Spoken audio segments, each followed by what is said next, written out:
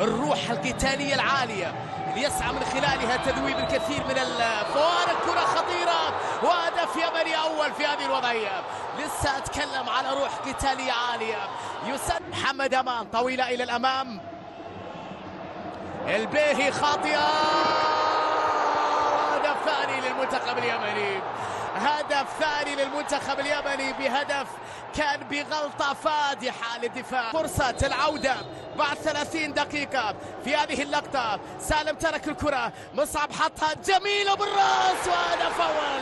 جميلة اللقطة الأخيرة، كأنه يعيد الأخضر، كأنه يعيد الأخضر.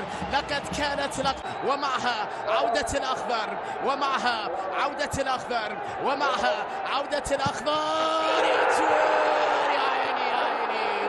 الله يا مصعب، الله يا مصعب، يا سلام. هي مع هذه اللقطة للسعودية، مع هذه الركنية عرضية